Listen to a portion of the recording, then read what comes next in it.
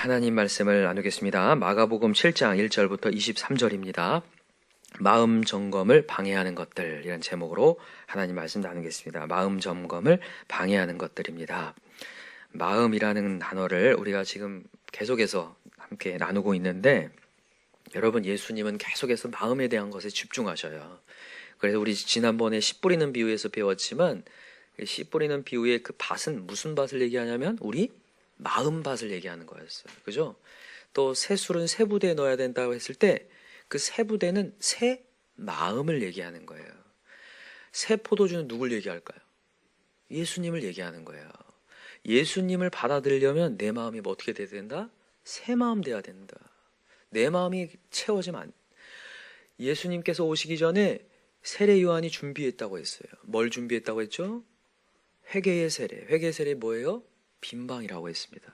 내 마음을 비워놔야지 예수님을 맞이할 수 있는 거죠. 사람들은 뭘 어떻게 막 분주하게 뭘 준비하려고 해요. 아니라는 거죠. 예수님이 말씀을 전할 때 마리아가 있었고 마르다가 있었습니다. 그죠? 마르다는 분주했고 마리아는 앞에서 말씀을 듣는 자였어요. 누가 좋은 거 듣겠다고 해요? 마리아를요. 그는 하나님 말씀을 들을 만한 마음의 방을 준비하고 있었고, 한 사람은 분주했다라는 거예요. 여러분과 제가 오늘도 내 삶이, 내 심령이 지금 분주한 상태인가? 이것도 내가 해결해야 되고 내가 저것도 해결해야 되는 문제 해결자로 가려고 하는 건가? 아니면 문제를 맡기고 빈방을 준비하며 내 마음에 성령을 채우려고 하는 건가? 항상 마음을 점검해 봐야 될 줄 믿습니다. 마음을 점검해서 마음이 살아나잖아요. 거기서 생명의 근원이 됩니다. 살아나 버려요. 사람들은 마음 점검하는 것을 크게 생각하지 않는데 제일 중요하다는 거예요. 여러분, 하나님 말씀 믿으시죠? 오늘도 문제 해결하는 것보다 내 마음 점검하는 게 더 중요하다는 거예요. 오늘 그 얘기를 해볼까 하는데, 우리 마음 점검을 방해하는 게 과연 뭘까? 두 가지를 한번 얘기해 볼게요. 오늘 본문을 통해서. 첫 번째는 뭐냐면 외식입니다. 외식. 외식이라는 단어가 제가 이전에 마태복음 하면서도 말씀을 드렸는데, 바깥 외자에다가 꾸밀 식자예요.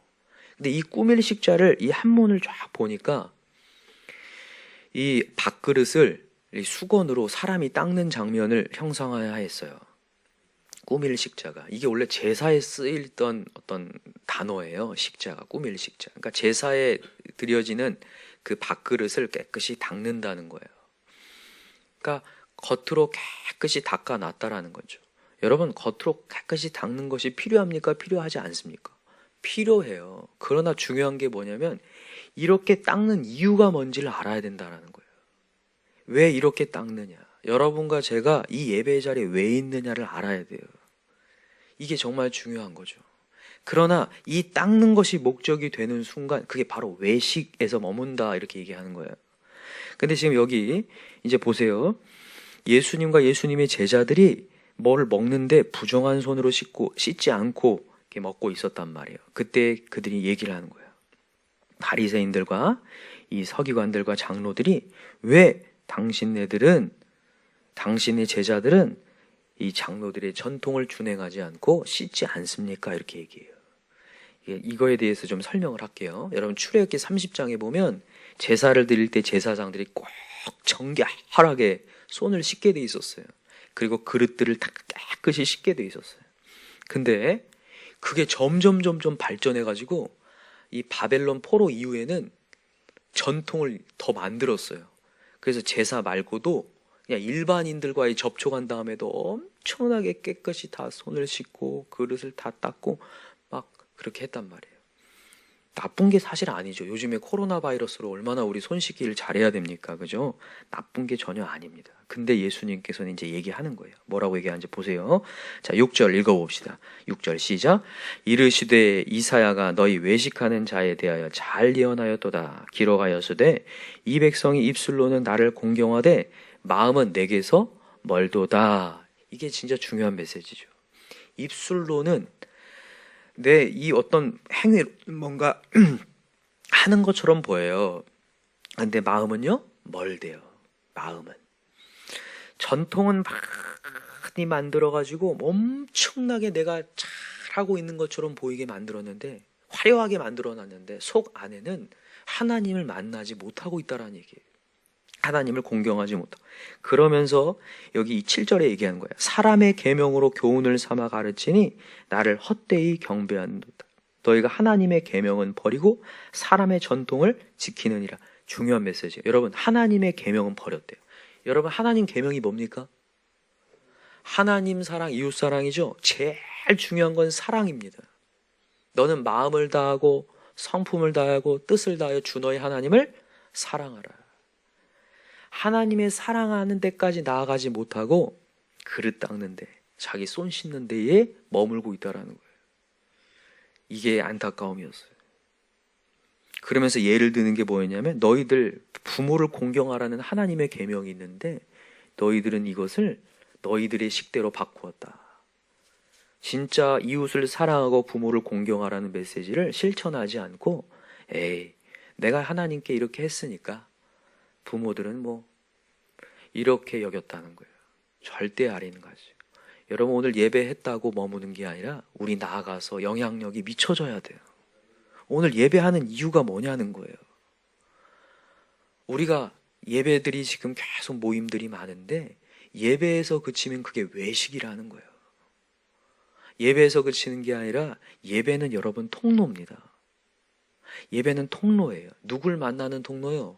하나님을 만나는 통로고, 하나님의 사랑을 깨닫는 통로고, 내가 하나님의 사랑을 표현하는 통로예요. 근데 통로에 머무는 사람들이 있어요. 그러니까 이런 식으로 생각하면 돼요.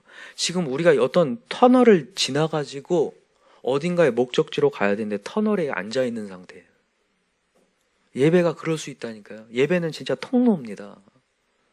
어떤 사람들, 이런 사람도 있더라고요. 제가 이 외식에 대한 얘기를 하니까 난 이제 외식하지 않으려고 예배하지 않겠다고 하는 사람들이 있어요. 내가 이제 율법적으로 하지 않기 위해서 뭐 새벽이든 뭐든 내가 안 하겠다는 사람이 있어요. 잘못된 거죠. 내가 죄인이라는 것을 깨닫지 않기 위해서 하나님 말씀을 안 듣겠다, 이 말하고 똑같아요. 내가 여러분, 하나님을 전폭적으로 만나고 하나님 말씀을 들으면 내가 죄인임을 깨닫거든요. 죄인임을 안 깨닫기 위해서 안 만나겠다. 구원이 없는 거잖아요. 여러분, 예배해야 합니다. 예배는 통로입니다. 하나님을 만나게 하는 통로. 하나님은 지금도 예배하는 자를 찾거든요. 근데 어떻게 예배하는 자? 영과 진리. 하나님을 만나는 데까지 나아가는 자, 영적 예배를 드리는 자를 하나님 찾는다 했거든요. 여러분과 제가 오늘도 돌아봐야 될 게 그 부분이에요. 우리가 마음 점검을 방해하는 게 외식인데, 내가 오늘 예배했으니까 라고 거기서 딱 끝나요. 마음이 하나님께 지금 쏠려 있는지 점검하지 않은 채 나는 자리에 앉았으니까, 내가 오늘 큐티 했으니까.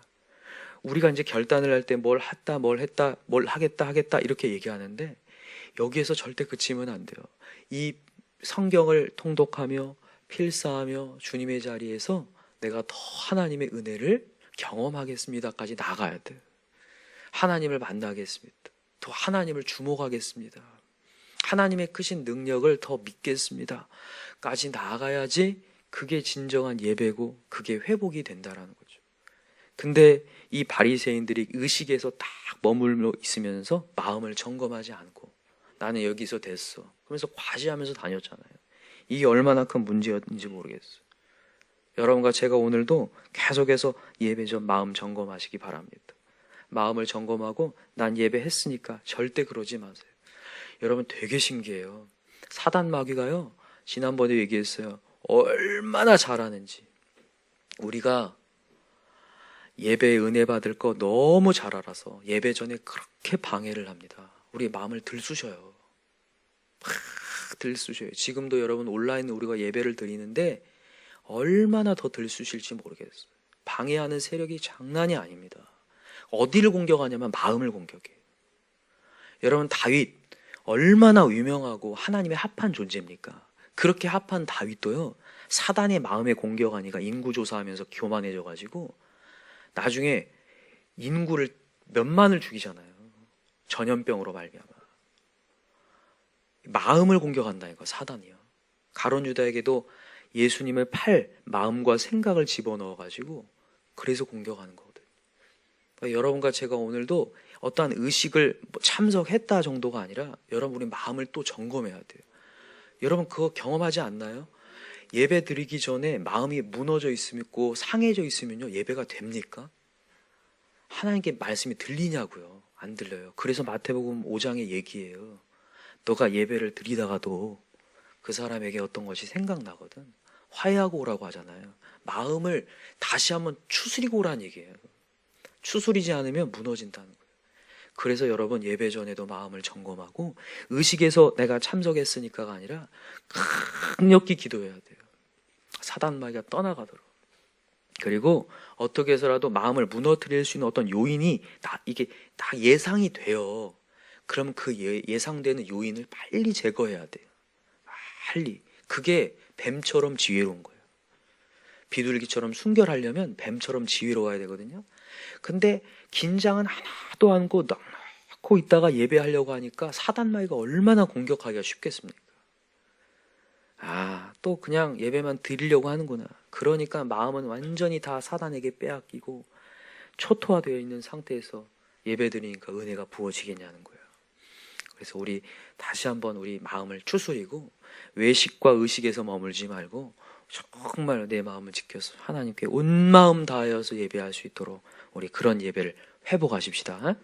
이게 첫 번째 메시지라면, 두 번째는 뭐냐면 우리 마음 점검을 방해하는 게 뭐냐면요, 어떤 문제와 감정이 내가 상해지는 것들을 바깥에서 찾기 때문에 문제예요. 바깥에서. 내 마음에서 찾아야 되는데 바깥에서 찾는다는 거예요, 사람들이.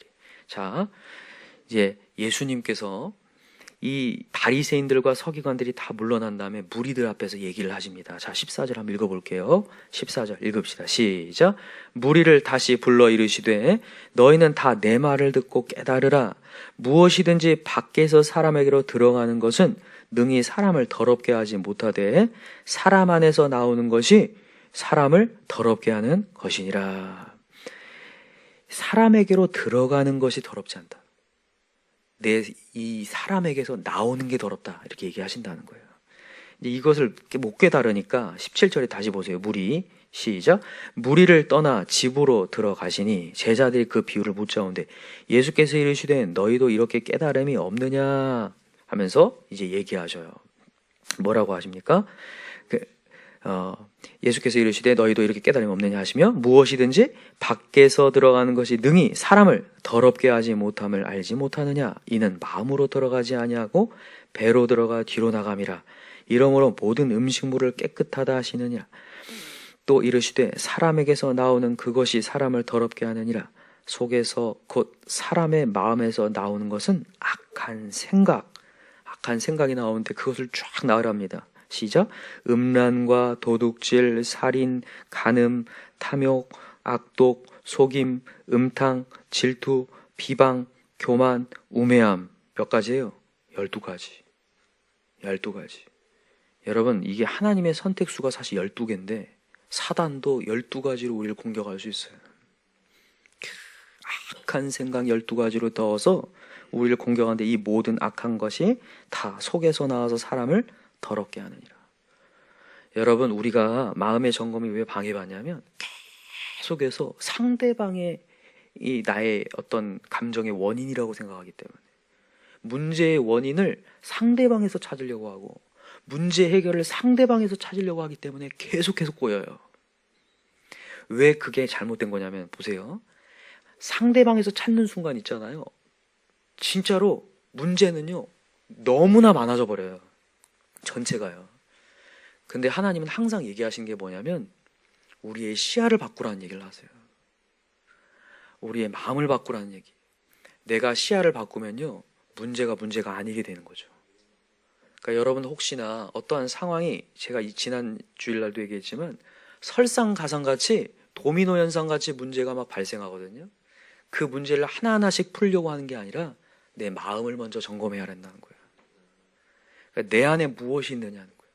내가 어떤 저 문제를 해결하기 전에 내 안에 하나님에 대한 큰 사랑과 은혜가 있느냐, 아니면 아직도 내 마음 가운데 악독, 악한 마음, 정말 속임, 음탕, 질투, 비방이 나한테 꽉 자리 잡고 있어서 안 해줘야지 막 이런 마음들 있잖아요. 우리 나름대로.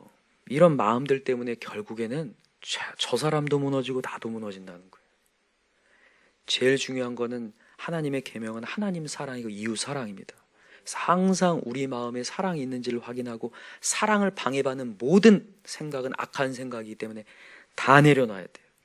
어떻게 해서라도 그거 내려놓는 연습을 계속 해야 될 줄 믿어요. 지금 이 무리 예수님께서 보세요. 예수님이 처음에는 바리새인들하고 얘기하다가 두 번째는 14절에 무리하고 얘기하고 이제 무리를 떠나서 누구하고 얘기해요? 마지막 17절에는 제자들에게 얘기하죠. 이게 지금 단계적인데 말씀을 들을 수 있는 사람에게 점점 얘기하시는 거예요. 여러분 들을 귀 있는 자는 들을지어다. 오늘 이 새벽에도 정말 내가 정말 깨닫고 내 마음을 점검해야 돼. 내가 문제 해결할 게 문제가 아니라 내 마음에 진정한 사랑과 하나님의 사랑과 이웃 사랑을 더 마음에 품어야겠구나. 그렇게 되기 원합니다. 제자들이 왜 깨닫지 못하는 줄 아세요? 그런 상태가 아니기 때문에 그래요. 계속해서 바깥에서 찾으려고 했기 때문에. 여러분 사랑을 하기 시작하면요 마음 위에 하나님의 역사한다고 했어요. 자, 요한일서를 찾고 마칠게요. 요한일서 3장 가보세요.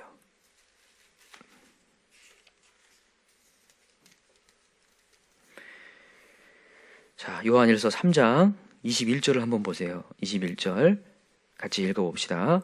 시작.